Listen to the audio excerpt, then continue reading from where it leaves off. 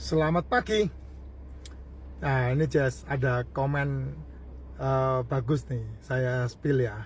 Bang, saya sudah 2 tahun tanpa makan karbohidrat. Pasti ada makan karbohidrat dah, nah mungkin dah. Telur yang dimasak itu ada karbohidratnya. Daging yang dimasak pasti ada karbohidratnya. Ikan yang dimasak pasti ada karbohidratnya. Terus kemudian seafood yang dimasak pasti ada karbohidratnya. Jadi tanpa kamu makan, jangan berpikir bahwa karbohidrat itu pasti nasi. Tidak. Karbohidrat itu dari semua masakan itu pasti ada karbohidratnya, Jess.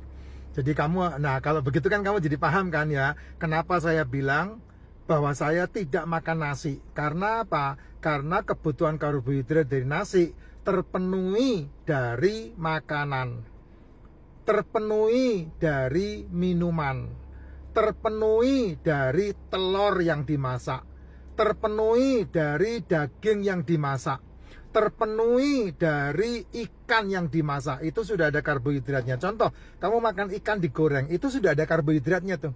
Kamu makan sate dicocol kecap, itu sudah ada karbohidratnya tuh. Ya, sudah ada fruktosanya pula. Makanya saya tidak pernah bicara masalah buah sama sayur. Sudah ada sakrosanya juga. Itu sebabnya saya tidak pernah berbicara buah dan sayur. Karena kebutuhan itu sudah tercover ketika kamu mau masak makanan. Gitu ya. Pasti ada karbohidratnya. Nah mungkin kalau enggak ada karbohidratnya kamu enggak punya energi, Jess. Ya. Saya makan telur 12 butir. Nah tuh, telur 12 butir itu di dalam telur sudah ada karbohidratnya gitu. Walaupun telur itu direbus, iya. Karena di dalam telur itu ada yang namanya makronutrisi. Apa itu makronutrisi? Makronutrisi itu adalah protein, lemak, dan karbohidrat. Itu ada di dalam telur. Jadi pasti ada karbohidratnya. Kalau enggak kuat kamu. Ya enggak. Makanya saya pertanyaan-pertanyaan orang yang bilang, waduh kalau enggak sarapan saya enggak kuat pak, kerja saya berat, saya enggak punya tenaga. Saya bullshit, itu saya enggak pernah bahas itu. Ya makanya saya enggak pernah tanggepin. Makan saya 12 butir sehari, itu ciami itu. Kalau dia enggak makan nasi, enggak makan tepung, nah itu energinya diambil dari telur itu. Telur itu kalau kita butuh makanan ya Jess, untuk tubuh kita, asupan makronutrisi dan asupan mikronutrisi, kamu makan telur saja, satu hari kamu butuh 30 butir telur. 30 butir telur kamu butuh itu. Termasuk vitamin D, termasuk vitamin K, termasuk vitamin otak H, itu ada di dalam telur. 12 itu oke-oke aja, nggak ada masalah. Makanya saya bingung ketika kamu justru malah kepengen sehat, kamu nggak boleh makan telur. Kamu kepengen sehat, kamu nggak boleh makan daging. Nah itu yang saya nggak ngerti itu. Yang menyarankan siapa itu saya nggak tahu. Bukan urusan saya sih. Ya, 12 butir sehari dan makan ikan dan daging.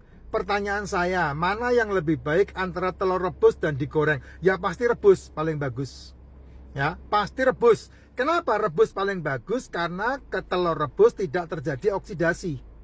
Tidak terkena oksidasi. Sama seperti kamu kalau makan buah, yang paling bagus adalah buah yang dimakan begitu aja. Pisang dimakan begitu aja, itu paling bagus. Kaliumnya, vitaminnya, nutrisinya, ya, itu semuanya ada di buah yang tidak dimasak. Pisang goreng, nah itu sampah. Singkong goreng itu sampah. 750 kali gulanya. Tapi kalau pisang kamu petik langsung kamu makan, nah itu ciami, itu sehat. Sayur juga sama begitu.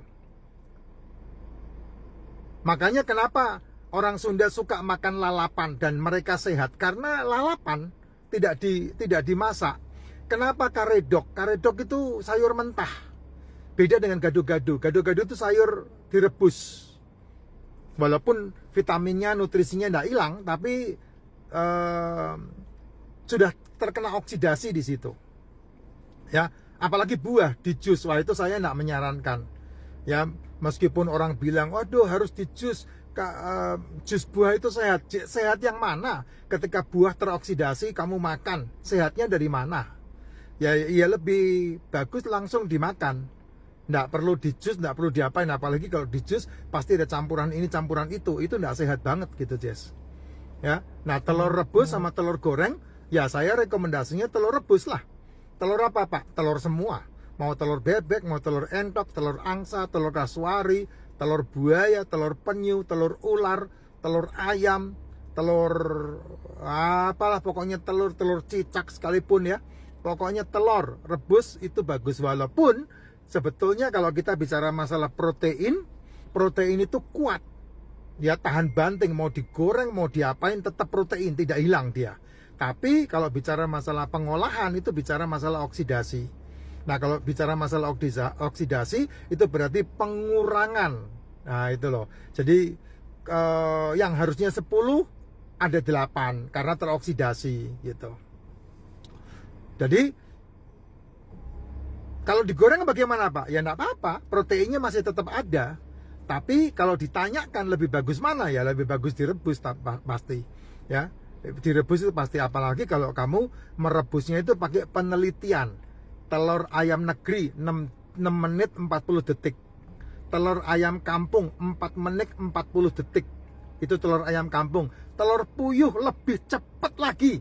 Ya, 3 menit sudah matang dia. Sudah bagus. Karena saya membutuhkan kuning telurnya yang kenyal, bukan yang seret dimakan. Makanya itu menitan-menitannya itu. Jadi kalau kamu mau makan yang terbaik ya di situ. Nah, monggo silahkan dipraktekkan sehingga kamu menjadi lebih sehat. Jangan lupa, pola makan itu penting banget untuk mengembalikan yang namanya stamina dan pola sehat. Pola makan adalah bangun tidur, kamu minum racikan Makcin. Saran saya, kalau kamu tidak melakukan juga tidak apa-apa, itu terserah kamu. Tapi kamu harus mengasupkan supplementation ke tubuhmu, karena tubuhmu ini butuh mineral, butuh vitamin. Dan di dalam racikan Makcin, ketika kamu minum 250 mg setiap pagi, itu 200 ml setiap pagi, itu membantu suplai vitamin, suplai mineral dengan baik. Sehingga kamu bisa tidak makan, tidak sarapan. Nah, itu yang paling penting. Bangun tidur atau yang paling bagus di pagi hari adalah tidak sarapan. Itulah sarapan yang terbaik. Makanya saya, supaya kamu bisa punya ketahanan tubuh dan stamina tubuh yang bagus, bangun tidur minum racikan Makcin. Terutama buat yang cowok-cowok, itu minum racikan Makcin sangat bagus. Karena apa? Karena bisa memperbaiki fungsi yang disebut sebagai fungsi hormon laki-laki. Kalau wanita kan saya sarankan minumnya racikan Yusu untuk di siang hari sama di malam hari, yang berhubungan dengan menstruasi, yang berhubungan dengan menyusui, yang berhubungan dengan menopause. Itu saran saya. Kalau enggak, ya silahkan kamu memilih sendiri asupan mineralmu sesuai dengan kebutuhan dan keinginan kamu. Pagi tidak sarapan, ya. Jam 10 makan telur 2 butir, 3 butir, 4 butir, 12 butir juga bagus. Biasanya kalau 12 butir kamu enggak butuh makan berikutnya. Ya, kalau 2 butir jam 4 sore kamu bisa makan. Kalau 2 butir jam 4, jam 5 sore kamu bisa makan. Kalau 2 butir, 3 butir jam 4 sore, jam 5 sore atau jam 6 sore kamu bisa makan. Nah, itu semua pilihan kamu. Malam harinya stop meal. Makanya jam makan yang terbaik adalah antara jam 1 sampai jam 7 malam. Itu jam makan yang terbaik. Tinggal kamu memilih mau makan jam berapa. Kayak saya menetapkan pagi tidak sarapan, jam 10 saya makan telur 2-3 butir, 5 butir. Di Bangka ini saya makan setiap hari telur ayam kampung karena ada peternakan ayam di sini, Jess, peternakan ayam keluarga saya sendiri. Sehingga saya makan cukup banyak, ya.